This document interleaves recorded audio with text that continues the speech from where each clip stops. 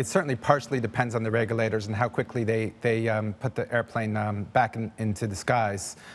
Once that happens, then they'll reassess when they can resume production, keeping in mind that there's 400 aircraft sitting on the ground waiting for delivery at this point. It was inevitable because once you reach a certain point in the number of months of producing the airplanes without deliveries, it creates too much of a jam. Basically, you can only park so many airplanes, and once you resume deliveries, you can only resume deliveries so fast because the delivery center at Boeing has a capacity issue, so you can't.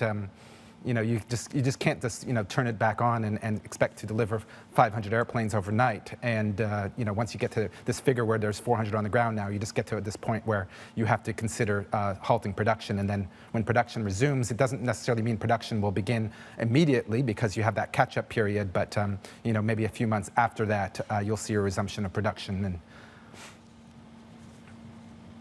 what's your sense on when then authorities are going to recertify the MAX aircraft? Because we know that we're anticipating, and airlines were perhaps anticipating, that it would have been this year. We know that the FAA said now that's not going to be until 2020. What's essentially the holdup?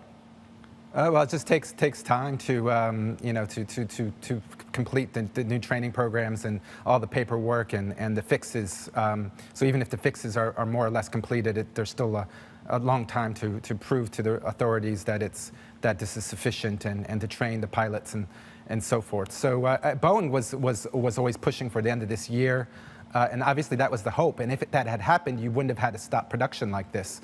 But inevitably, that wasn't realistic. And now you're looking at it at least a few months into 2020, and then it's just the matter of how many regulators will actually recertify the plane in the initial phase. The US FAA might start, but you have EASA in Europe, and then you have all these Asian authorities and other authorities around the world, like in Dubai, which might and in Africa, which might take much longer. So it's not going to be like an overnight thing. This thing is going to drag well into 2020. By the time the last of the regulators approve this airplane or recertify this airplane.